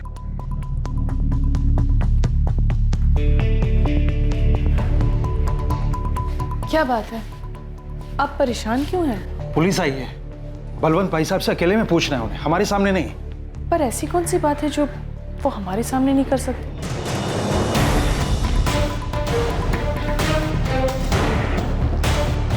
आप अजीत पे शक कैसे कर सकते हैं सर? अजीत और मोहित तो सगे भाइयों से भी बढ़कर थे। बलवंत जी, काफी प्रॉपर्टी है आपके पास। रवि और करण में काफी लालच है आपकी प्रॉपर्टी को लेकर। क्या अजीत के मन में ऐसा कुछ नहीं है? मोहित ने जायदाद को लेकर अजीत के बारे में कभी आपसे कुछ कहा? कभी कोई झगड़ा हुआ हो मोहित और अजीत के बीच? आप कुछ बता सकते हैं? मनहूस है ये जायदाद, और आप मेहरबानी करके अजीत को रवि और करण से मत आके। अजीत बड़ा ही सीधा साधा और पारिवारिक लड़का है, मेरी बहन और बहनों ने उसे खुददार बनना सिखाया है।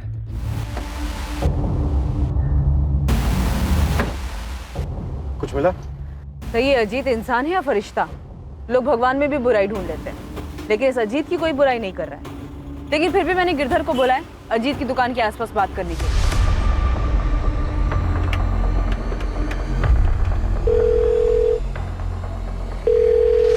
Hello, sub inspector Sandeep Yadav. हाँ, कौन बोल रहा है? आपका शुभचिंतक, जिसे आप और कानून दोनों पर भरोसा। मेरे पास एक इंफॉर्मेशन है, मोहित चौहान के केस में आपके काम आएगी। कॉलर ने कुछ नाम बताया अपना? शुभचिंतक और कानून पर भरोसा रखने वाला। मोहित और शिखा के बीच तलाशी है, उनके बीच में एक ऐसा रिश्ता है जो दुनिया से छुपा हुआ है। तुम्हें कैसे पता? कोई सबूत है तुम्हारे पास? मैंने कहा ना, मुझे आप पे भरोसा है, आप खुद ही ढूंढ लेंगे। डीसीओ से कॉल था सर। ये रवि और करण का ही काम होगा, खुद पर से शक हटाने के लिए अजीत को फंसा रहे हैं। पहले डायरेक्ट अजीत का नाम लिया और अब उसकी बीवी को बदनाम कर रहे हैं। सर, एक काम की इन्फॉर्मेशन हाथ लगी है। इसी गांव का एक आदमी है, उसने बताया कि अजीत और मोहित के बीच सब कुछ ठीक नहीं था। उसने दोनों को झगड़ते हुए देखा था। अजीत भाई, भूल जाओ उस बात को। देख, गुस्सा थूक दे, अब हमारे बीच ऐसा कुछ भी नहीं है। मोहित देख, हर रिश्ते की ना एक मर्यादा होती है जिसे कभी भूलना नहीं चाहिए।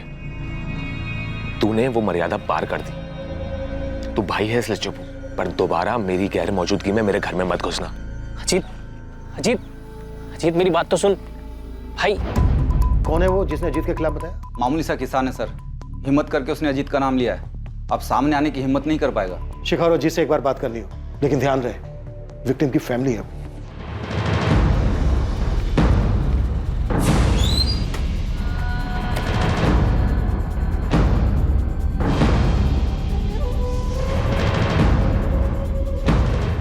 सर, आप लोग शिखा को ऐसे कैसे उठा के ले आए? सच जानने, और वो हम जान चुके हैं जो अब तक तुमने हमसे छुपाया। सच तो हम जान चुके हैं शिखा, बस तुम्हारे मुंह से सुनना है। बताओ। माँ, माँ, माँ, माँ किधर है? पिताजी के साथ मंदिर गई है। और अजीत, वो तो दुकान पर होगा ना? मतलब घर पर कोई नहीं है? नहीं, मैं अकेली हूँ। बाल काफी लंबे हैं तुम्हारे। जब भी छत पर बाल सुखाती हो, कसम से मेरी नजर ही नहीं हटती तुम पर से। मोहित, भोली मत बनो। देखा है मैंने, हमेशा मेरी वर्जिश के वक्त ही तुम बाल सुखाने आती। छुप छुप कर देखती हो मुझे। मुझे अच्छे से पता है तुम्हें क्या चाहिए। और अगर मेरा छूना तुम्हें इतना ही बुरा लग रहा है तो ठीक है, तुम जा सकते हो।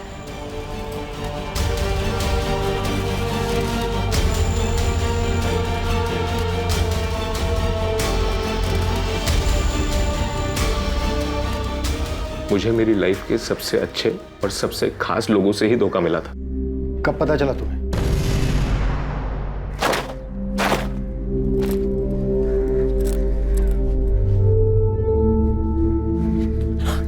अरे मोहित, क्या कर रहे हो?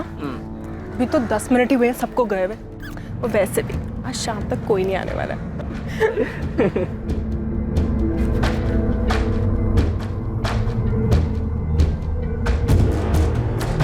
नहीं मैम, आप गलत कह रही हैं। अजीत कभी मोहित का मर्डर नहीं करवा सकते। उस दिन भी गलती हमारी थी, लेकिन उन्होंने खुद को सजा दी।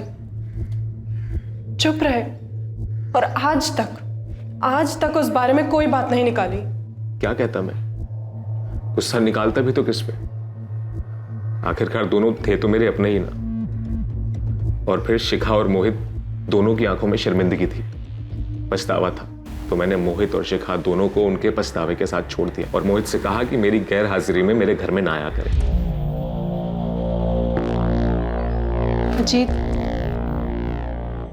बहुत ज्यादा शर्मिंदा हूँ। माफी मांगने में भी शर्म आ रही है। पता नहीं कैसे बहक गई थी। मुझे माफ कर दो।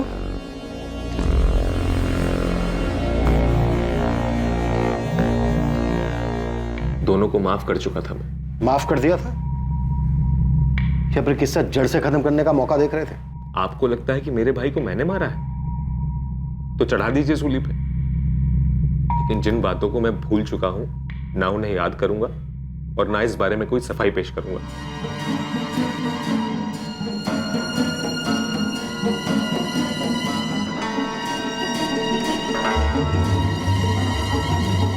बात मुझ तक थी इसलिए अब तक दबाए रखा, लेकिन अब पुलिस जान गई है तो आप लोगों को किसी और से पता चले इससे बेहतर है कि मैं ही।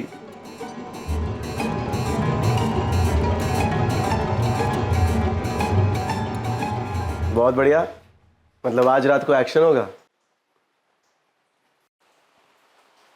एक्शन के लिए तैयार है ना?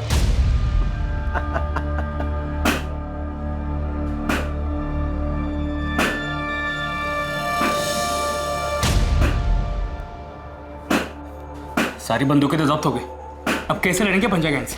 पक्का किसी ने खबर दी थी कि हम लोग गायत्री लॉज में हैं। खैर तू चिंता मत कर, कल बाबू के लोग आ रहे हैं इंदौर से सामान लेकर। उसके बाद पंजा गैंग के एक एक आदमी को दौड़ा दौड़ा कर मारेंगे।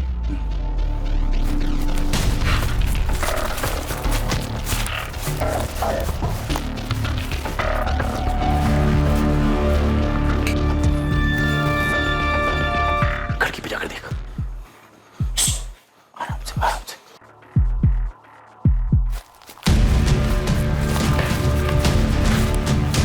लगता है हमें चारों ओर से घेर लिया।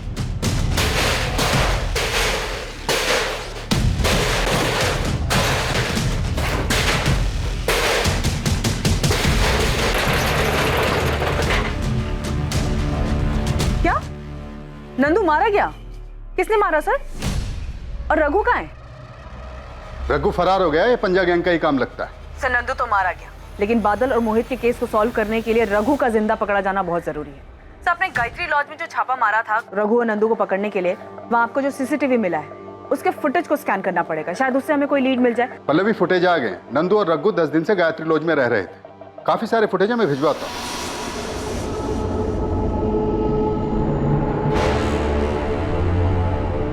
अब हमारे पास ये सिर्फ रघु ही आखिरी उम्मीद है। इससे पहले कि रघु को कुछ हो, हमें किसी भी हालत में उस तक पहुंचना। केस के खुलासे के लिए रघु का जिंदा हाथ लगना पुलिस के लिए बहुत जरूरी हो गया। सुराग की तलाश में पुलिस ने लॉज से मिले सीसीटीवी फुटेज को खंगालना शुरू कर दिया था और साथ ही उस अज्ञात कॉलर की खोजबीन भी जारी थी जिसने मोहित और शिखा के अफेयर के बारे में बताया था।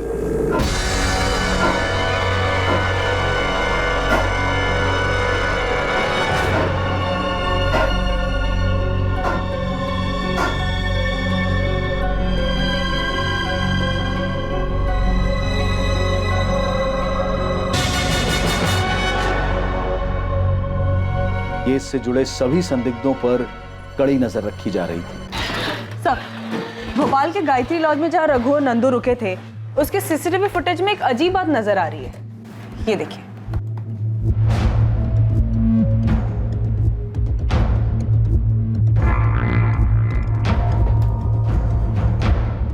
ये तो बादल है, ये अपने किलर से मिल रहा है। शायद बादल ने सुपारी दी। तो फिर खुद बादल क्यों मारा गया? और ये बादल रघु को कैसे जानता था? इतने खतरनाक कातिल से मतलब बादल क्यों मिलेगा? यही सच है विनायक जी, बादल मिला था उससे। ये सब मोहित का ही किया धरा है। मोहित की बातें सुन सुन के आज बादल की ये हालत हुई है। अरे यार कितना टाइम लगाता है, कब से वेट कर रहा हूँ। तो वो मेरे जूते नहीं मिल रहे थे। चल चल। बादल रात में मोहित के घर जाता है, उसे पिक करता है, दोनों साथ में शराब खरीदते हैं और उसके बाद जबुआ तालाब जाते हैं जहां पर पहले से ही रघु और नंदू मोहित का इंतजार कर रहे थे। बादल को यूज किया गया होगा मोहित को झबुआ तालाब लाने के लिए, या फिर शायद बादल भी इस प्लान में शामिल थे। दोनों तालाब पहुंचते हैं और वहां जाने के बाद मोहित को मार दिया जाता है और इस मर्डर के पीछे जो कोई भी है वो बादल को डबल क्रॉस करता है और सुपारी किलर से उसे भी मरवा देता है। मास्टरमाइंड को बादल की जरूरत थी। मास्टरमाइंड ये बात अच्छी तरह से जानता था कि मोहित उसके कहने पर वहां नहीं आएगा। सर मुझे ऐसा लग रहा है कि इन मर्डर्स के मास्टरमाइंड ये रवि और करण है। इन दोनों को बादल की जरूरत इसलिए पड़ी क्योंकि मोहित इन दोनों के कहने पे वहां कभी नहीं आता। तो आप बोल रहे हैं कि हमने बादल को पैसों का लालच दिया और पैसों के लिए उसने मोहित को मरवा दिया, फिर हमने बादल को मरवा दिया। आप बोल क्या रहे हैं सर? वो दोनों बचपन के दोस्त थे। अगर बादल को ऐसा कुछ भी पता होता ना तो सीधा जाके मोहित को बताता। और कोई क्यों मदद लेगा मोहित को मरवाने के लिए बादल की? और बादल क्यों तैयार हो जाता, आप बताइए। बादल के पिता पर काफी कर्जा था, ये बात तुम लोग जानते थे। आप जानते हैं आपके बताने के बाद? इंस्पेक्टर तोमर आ रहे हैं। मेरे बेटे आपके किसी सवाल का जवाब नहीं देंगे जब तक वकील नहीं आ जाता। तो बुला लीजिए, क्योंकि कोर्ट में वकील की भी जरूरत पड़ेगी। यहां पर हमें जो पूछना था वो हमने पूछ लिया। अब आगे की पूछताछ लॉकअप में होगी, वो भी डंडे के साथ।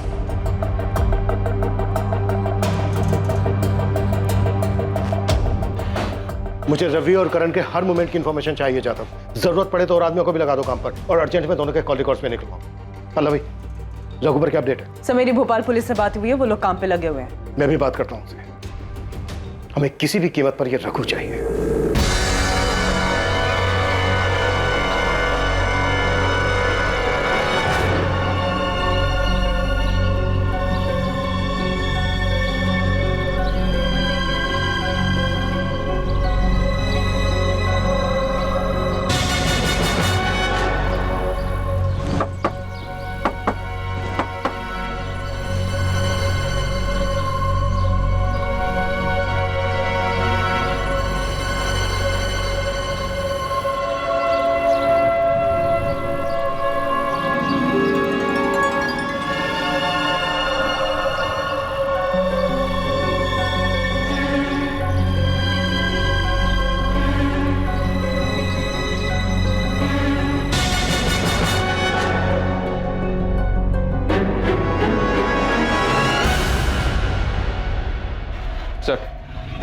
सर वो अननोन कॉलर शुभचिंतक, उसने को नई इन्फॉर्मेशन दी है।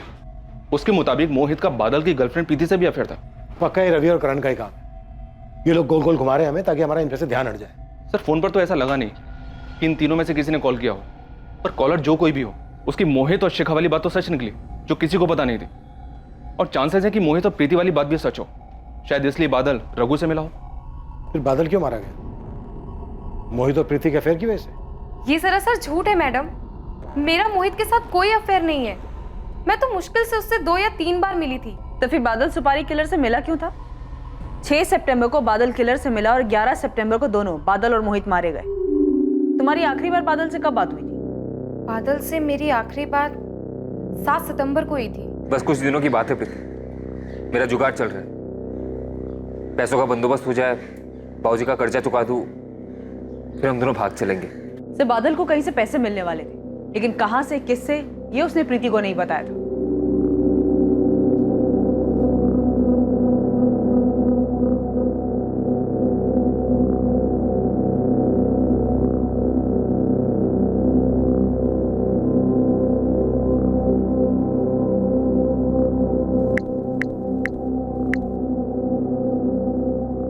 भाई साहब नटवर बोल रहा हूँ। हाँ बोलो। वो पुलिस आपके बारे में पूछ रही थी। उन लोगों ने बहुत मारा भाई साहब, लेकिन मैंने उन्हें कुछ नहीं बताया कि बादल का खेत जलाने को आपने कहा है। पिछली बार आपने पैसे दिए थे, उससे तो पैर टूटने की भरपाई हो गई, लेकिन भाई साहब पिछले 1 हफ्ते से आपका नाम नहीं बताने की वजह से पूरा शरीर तुड़वा कर आ रहा हूं। अब इसका डबल बोनस तो बनता है ना भाई साहब। कब लेने आओ भाई साहब?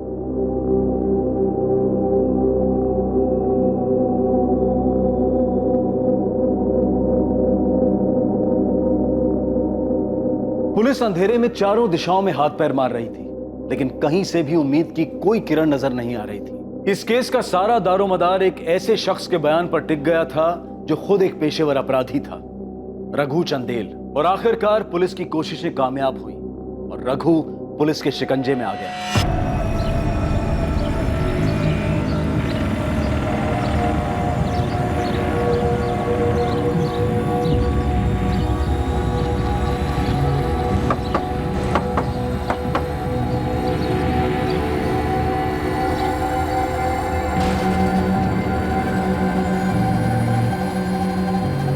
ये है custody transfer paper. Bhopal police से बात हो चुकी है, रघु को जल्द से जल्द देकर आओ। हाँ तोमर साहब बोलिए। आपसे कुछ बात करनी थी, कब मिल सकते हैं? हाँ गिरधर बोलो। नाम क्या उस अज्ञात कॉलर का?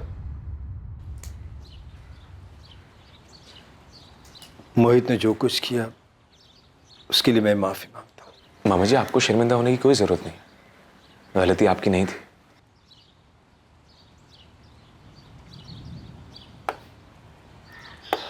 ये लो बेटा।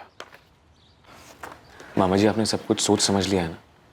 सब कुछ सिर्फ मोहित को देना ठीक रहेगा? बेटा मैं तो चाहता हूं कि रवि और करण को भी कुछ दो, और मोहित को बुरा लगेगा। तेरे जैसा बड़े दिल वाला नहीं है। अजीत, मैं अपनी वसीयत बदलना चाहता हूं। ये है एडवोकेट नवीन शुक्ला, मिस्टर बलवंत चौहान के लॉयर। कुछ सेंसिटिव पता चला तो मैं इनको आपके पास ले आया। देखिए, मैं आपको सब कुछ नहीं बता सकता, क्लाइंट की प्राइवेसी का ख्याल करना होता है।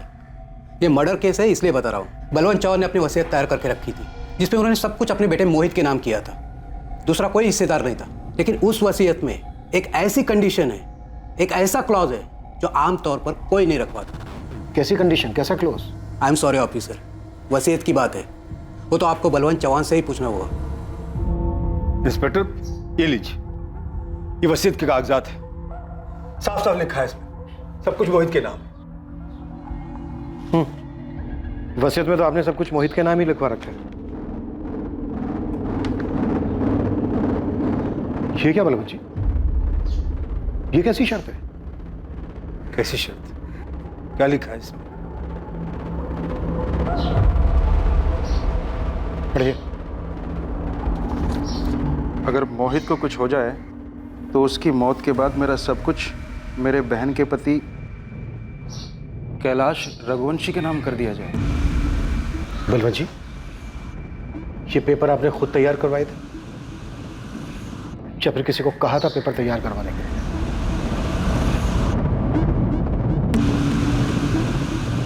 सर क्या पूछना है मुझसे? क्या काम है बताइए ना।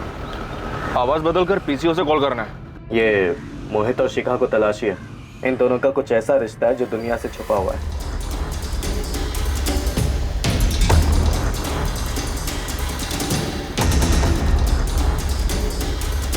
सर मैंने वो कॉल सिर्फ मोहित को बदनाम करने के लिए किया था। उसी ने मेरे भाई को बहकाया था सर, और उसी की वजह से आज बादल घर का कर्जा चुकाने के बजाय एक शादीशुदा लड़की के पीछे पड़ा था, ठीक मोहित की तरह सर। इसलिए तूने अपने ही भाई को मरवा दिया? नहीं सर, मैंने किसी को भी नहीं मरवाया। मैंने सिर्फ फोन करके वो बताया जो मुझे सुनने में आया, और कुछ नहीं। लेकिन मोहित यार अपने भाभी के साथ, हाँ? अजीत को पता चल गया तो? अब सोच के थोड़ी ना किया था, बस हो गया। प्यार तो ऐसे ही होता है ना। और तू अपना देख, प्रीति भी तो शादीशुदा है। सर मैं चाहता था कि मेरा नाम सामने ना आए, इसलिए मैंने छुपकर पीसीओ से फोन किया। फिर प्रीति और मोहित का अफेयर वो कहाँ सुना तूने? प्रीति ने तो नकार दिया। सर प्रीति अपने शादी के बाद भी अपने पति को धोखा दे रही थी। कल जाके सर वो मेरे भाई को भी धोखा दे सकती थी। मैं चाहता था उसका भी नाम उछले, उसकी भी बदनामी हो, इसलिए मैंने दूसरा कॉल किया और मोहित और प्रीति की कहानी सुनाई। अपनी कहानी सुनाना बंद कर और हमें ये बता, मोहित और बादल के मर्डर के बारे में क्या जानता है तू?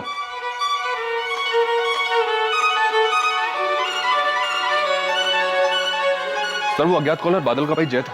जय कह रहा है कि उसने सिर्फ मोहित और प्रीति को बदनाम करने के लिए सब किया। और सर पल्लवी रघु को लेकर आ रही है, उससे तो सब पता चल जाएगा। लेकिन सामने से कोई कुछ नहीं बोल रहा। अब ये रघु ही बताएगा कि कौन किसके साथ क्या करना चाहता है।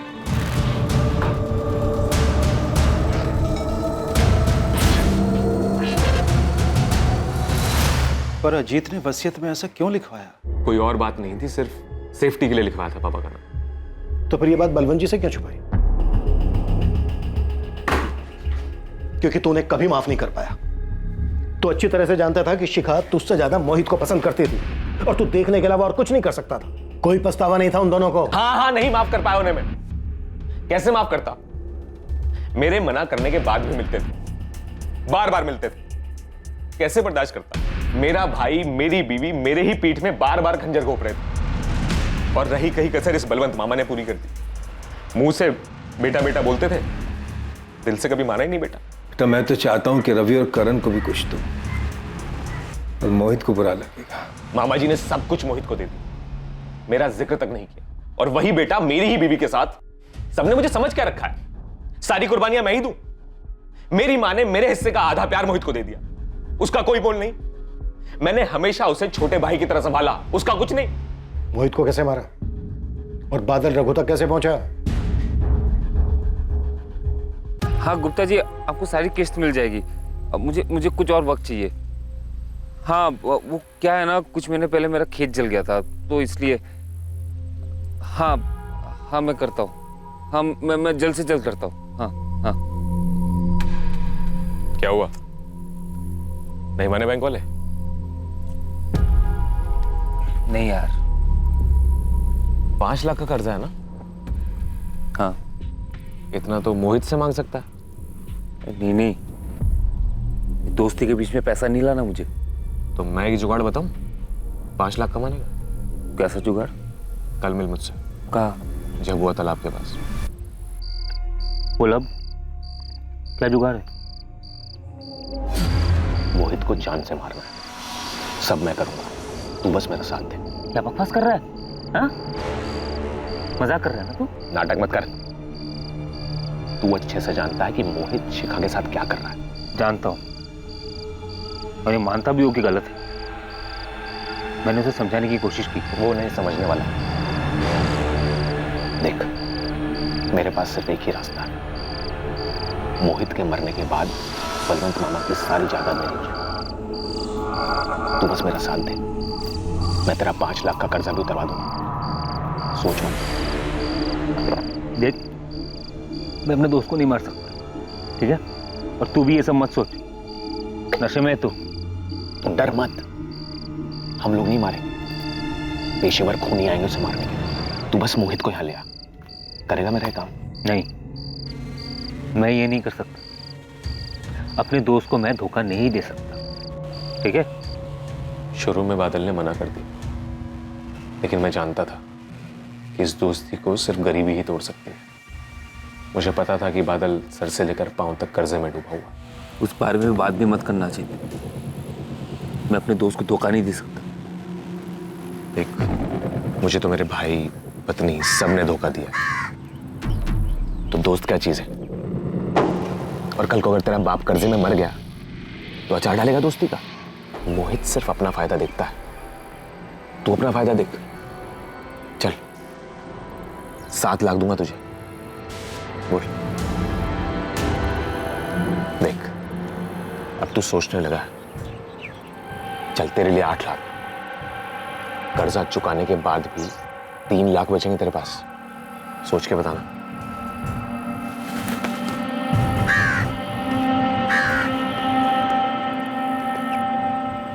आखिर इतने सालों की पक्की दोस्ती में दरार आ ही गई। क्या सोचा फिर? तैयार हूं मैं, लेकिन 10 लाख लूंगा और जायदाद का एक हिस्सा मेरा। मंजूर?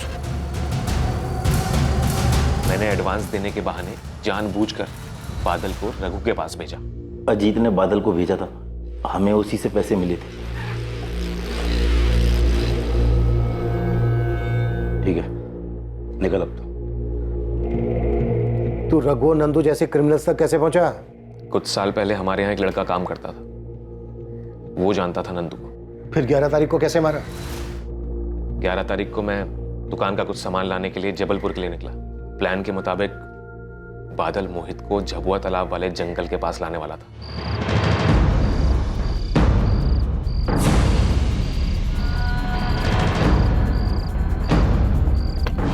बादल, ये कौन सी जगह है?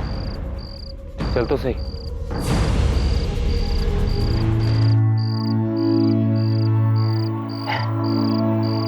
ए, क्या हुआ? इतना चुप क्यों है? क्या हुआ? मैं बताता हूं क्या हुआ। जीत, तू यहाँ कैसे?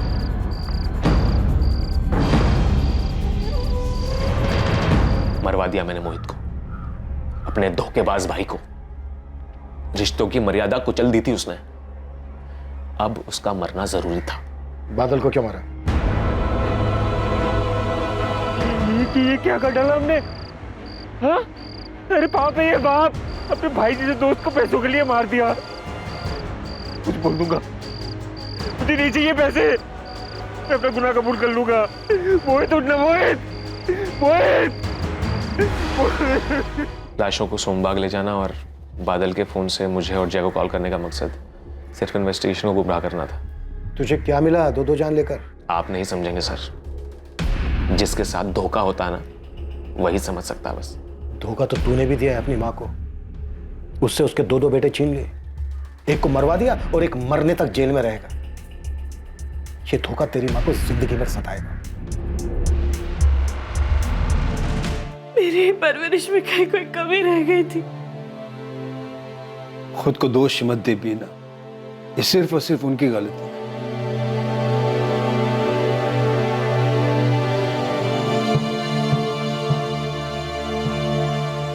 उमेश देख, प्रीति तो कुछ बता नहीं रही है। तू जानता है तो सच से बता, क्या प्रीति का उस लड़के से अफेयर था?